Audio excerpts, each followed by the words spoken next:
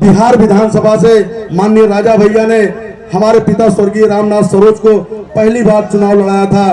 तो माननीय गोपाल भैया हमारे पिताजी को लेकर बिहार विधानसभा के एक एक गांव गए थे। इसके साथी आदरणीय डॉक्टर साहब बैठे हैं, सब क्षेत्र के हर गांव में गए थे। तो जहां तक मुझे जानकारी है, कोई भी गांव में जाने के लिए पक्की सड़कें नहीं हुआ करती थी। हर गांव कच्चे मार्ग हुआ करते थे, वो भी कच्चे मार्ग अच्छे से बने नहीं हुआ करते थे। गांव में जाने के लिए बड़े बड़े गड्ढे हुआ करते थे, बरसातों में पानी भर जाता था। और गांव में किसी भी पूर्व में विद्युतीकरण का काम नहीं था। एक गांव सभा के मुश्किल से 1-2 पूर्व में विद्युतीकरण का काम हुआ था। लेकिन धन्य है हमारे परिवार के मुखिया आदरणीय राजा भैया के नेतृत्व में, आदरणीय गोपाल भैया, हमारे पिताजी ने यहाँ से विकास का काम शुरू किया। जिस रोड से माननीय राजा भैया आ रहे हैं, आपको बताना चाहते हैं 1996 में कच्चा मार्ग था और कच्चा मार्ग गड्ढों में तब्दील था। आदरणीय गोपाल भैया चुनाव के पहले यहाँ आए थे, गांव गांव जब जा रहे थे तो उसमें बरसात का समय था, कभी कभी गांव में जाने के लिए गाड़ी फंस जाया करती थी। तो गांव के लोग ही जाकर माननीय गोपाल भैया की जीप को ठेला करते थे, तब गांव में पहुंचते थे। लेकिन हम बहुत ही उत्साह पूर्वक कहने में कोई गुरेज नहीं है कि आज कोई भी विधानसभा का कोई भी गांव कोई भी पूर्वा नहीं होगा, चाहे कुंडा विधानसभा का और चाहे बाबागंज, जहां माननीय राजा भैया और गोपाल भैया के नेतृत्व में पक्की सड़कों का जाल न बिछाया गया हो। ऐसा कोई भी पूर्वा नहीं होगा जिसमें माननीय राजा भैया और गोपाल भैया के नेतृत्व में विद्युतीकरण का काम न कराया गया हो। साथियों, 1993 से लगातार ये जो विकास की गौरव गाथा है, उसी में एक पन्ना और माननीय राजा भैया ने जोड़ने का काम किया। जिस रोड के लिए आज शिलान्यास में माननीय राजा भैया मुख्य अतिथि के रूप में हमारे बीच में आए हैं, लाल गोपालगंज से कूड़ा बेदन गोपालपुर होते हुए पीथीपुर सकरदहा मार्ग तक, वास्तव में इसके पहले कच्चा सड़क हुआ करता था, लेकिन माननीय राजा भैया ने इसको पक्की सड़क बनवाया था। लेकिन आज समय बदल गया है, पहले हर गांव में गाड़ियां नहीं होती थी, आज हर गांव में बड़ी बड़ी गाड़ियां हो गई हैं, हर घर में मोटरसाइकिलें हो गई हैं। तो समय के हिसाब से अच्छी सड़कें बननी चाहिए, उसके लिए माननीय राजा भैया ने, माननीय गोपाल भैया ने अथक प्रयास कर इस रोड के लिए बजट लाया, टेंडर हो गया है। आज माननीय राजा भैया भी आपके सामने जब आए तो उस पत्थर का शिलान्यास करके आपके बीच में पत्थर फीता काट कर आए हैं। तो निश्चित रूप से पूरे बिहार विधान ब्लॉक की तरफ से सभी सम्मानित पदाधिकारी, कार्यकर्ता, क्षेत्रवासियों की तरफ से आदरणीय राजा भैया का, आदरणीय गोपाल भैया का हृदय की गहराइयों से धन्यवाद देता हूं, बधाई देता हूं, स्वागत करता हूं और उम्मीद करता हूं किसी तरह का रचनात्मक कार्य आदरणीय राजा भैया अपने क्षेत्र के लिए लगातार करते रहेंगे। हम लोगों के बीच में बैठे प्रदेश ही नहीं बल्कि देश और विदेशों में अपनी ख्याति प्राप्त करने वाले हम लोगों के नेता परम आदरणीय राजा भैया जी, विकास पुरुष के नाम से जाने जाने वाले हमारे एमएलसी पूर्व सांसद आदरणीय गोपाल भैया जी, डॉक्टर KN ओझा साहब, पूर्व अध्यक्ष जिला पंचायत उमेश जी, उपस्थित मंच सभी सम्मानित अतिथिगण, हमारे सामने बैठे हुए सम्मानित बुजुर्गों, नौजवान साथियों, माताओं, बहनों, प्यारे बच्चों, बहुत विस्तार से डॉक्टर साहब और इसके पूर्व भी वक्ताओं ने बड़े विस्तार से आपको इस क्षेत्र के विकास के बारे में, इस क्षेत्र के मानचित्र जो पहले था और अब में तुलनात्मक एक व्याख्या करके आपको बड़े विस्तार से बताया। आज बड़े खुशी और सौभाग्य की बात है कि जिस सड़क से हम लोग आते जाते थे, बहुत ही उत्सुकता नहीं होती थी तो अगल बगल चले जाते थे, लेकिन 7.5 किलोमीटर ये लंबा सड़क, ये बहुत बड़ी देन है।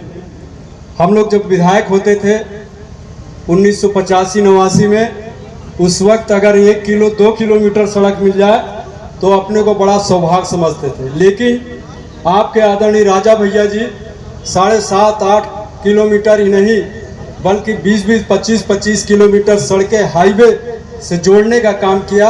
ये बहुत बड़ी बात है। मैं आज यही कहूँगा कि आदरणीय राजा भैया जी को, जितने हमारे सम्मानित बुजुर्ग हैं और नौजवान साथियों से भी कहना चाहूँगा कि ऐसा नेतृत्व तो आप नहीं पाएंगे पूरे देश में विदेश में, जिनका राजनीतिक केवल एक परिदृश्य नहीं रहता कि हम राजनीति में ही हम अपनी बात कहें। राजनीति को दरकिनार करके सेवा नीति के भाव से लेकर आपके क्षेत्र की सेवा करते हैं। ऐसा राजनीतिक व्यक्ति पूरे देश और प्रदेश में कहीं नहीं मिलेगा। मैं आज ईश्वर से प्रार्थना कर दूंगा कि ऐसा नेतृत्व हमें मिला है कि आगे चलकर आपके नेतृत्व में, आपके सरपरस्ती में ये क्षेत्र और विकास करे। इन्हीं बातों के साथ पुनः मैं मंच से उपस्थित सभी अतिथियों का और खासकर आप लोगों का, सम्मानित कार्यकर्ताओं का तहे दिल से आभार व्यक्त करता हूँ, शुक्रिया अदा करता हूँ। बहुत बहुत धन्यवाद। राजा भैया जिंदाबाद, गोपाल भैया जिंदाबाद, जनसत्ता दल जिंदाबाद। जिंदाबाद जिंदाबाद। बहुत बहुत धन्यवाद आदरणीय सांसद जी। हम आपको स्मरण कराना चाहते थे कि ये जो अभी सड़क का नाम आप लिए, आज माननीय राजा भैया इसका शिलान्यास किए हैं। साथियों, हम ये बताना चाहते हैं, ये तो अब छोटी रोडों का नंबर लगा हुआ है। इसके पहले लगातार आज 15 वर्षों से माननीय राजा भैया, चाहे कुंडा से लेकर बिहार सकरदहा होते हुए बेटारा 37 किलोमीटर रोड का चौड़ीकरण माननीय राजा भैया ने कराया, चाहे लाल गोपालगंज से किलानापुर, हदिगवा, पुरने, मऊ, बेती, नई बाजार, गोतनी होते हुए मानिकपुर 32.5 किलोमीटर रोड का चौड़ीकरण माननीय राजा भैया और गोपाल भैया ने कराया। बिहार से लेकर बाबागंज 22.5 किलोमीटर की रोड का सेंक्शन माननीय राजा भैया ने कराया। कुंडा से लेकर जड़वा होते हुए जेठवारा 26 किलोमीटर रोड का सेंक्शन, चौड़ीकरण का काम माननीय राजा भैया ने कराया। यही नहीं साथियों, आप काला काकर में जाएं तो मानिकपुर से लाला बाजार 7.5 किलोमीटर, मानिकपुर से लवाना होते हुए सलवन को जाती है जो रोड 17.5 किलोमीटर। ऐसी बहुत सारी सड़कों का माननीय राजा भैया ने जाल बिछाया है। साथियों, हम बताना चाहते हैं, मानिकपुर कुंडा से लेकर मनगढ़ होते हुए आप खनवारी जाएंगे तो 14 किलोमीटर सड़क मिलेगी, और आप कुंडा से बेती होते हौदेश्वर नाथ जाएंगे तो 12 किलोमीटर की सड़क है। इस तरह नाम लेंगे तो इस तरह नाम लेने में कम से कम मुझे 20 मिनट लगेगा। अब तो नंबर 10 किलोमीटर के नीचे या 5 किलोमीटर के नीचे की सड़कों का नंबर आया है। उस कड़ी में ये सड़क का आदरणीय राजा भैया ने सेंक्शन कराया है, जिसका निर्माण कार्य जल्दी ही शुरू हो जाएगा। तो सांसद जी, आपको याददाश्त के लिए बताना चाहते हैं क्योंकि बहुत सारे ऐसे रचनात्मक कार्य आदरणीय राजा भैया ने किया है। उससे बड़ी बात यह है कि आदरणीय राजा भैया एक ऐसे नेता हैं, कोई भी व्यक्ति किसी भी गांव, किसी भी पुरवा, चाहे वो गरीब हो, चाहे मजदूर हो, चाहे शिक्षक हो, चाहे हमारे युवा कार्यकर्ता हो जो कि हमारे देश की रीढ़ होते हैं, या कोई भी पदाधिकारी किसी भी टाइम जाता है तो माननीय राजा भैया उस व्यक्ति से मिलते हैं और उसकी पीड़ा को पूछने का काम करते हैं, और जो भी काम बताते हैं तत्काल माननीय राजा भैया उस कारण को निवारण करने का काम करते हैं। ऐसे हमारे महापुरुष परिवार के मुखिया आदरणीय राजा भैया हैं। ऐसा नेता कहीं किसी को नहीं मिलेगा। और साथियों, हम एक और घटना बताना चाहते हैं, उसका प्रत्यक्षदर्शी मैं हूँ या तो आदरणीय गोपाल भैया हैं। आप सबके आशीर्वाद कृपा से माननीय राजा भैया, माननीय गोपाल भैया और जितने हमारे सम्मानित पदाधिकारी क्षेत्र के लोग हैं, कि मैं अपना स्वयं अपने पूरे परिवार का खून भी दे दूंगा तो आपके कर्ज से उरी नहीं हो पाऊंगा। वो सम्मान आपने हमको दिया है, माननीय राजा भैया को दिया है, गोपाल भैया को दिया है।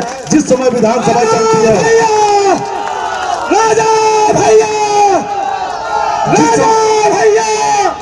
जिस समय विधानसभा चलती है, चाहे वो बसपा का सरकार का कार्यकाल रहा हो, चाहे सपा का, चाहे भाजपा का, जिस समय माननीय राजा भैया अपने परिवार के मुखिया विधानसभा के अंदर प्रवेश करते हैं, ऐसा कोई मंत्री नहीं होगा, विधायक जो खड़ा होकर माननीय राजा भैया का सम्मान न करे, खड़े होकर करते हैं।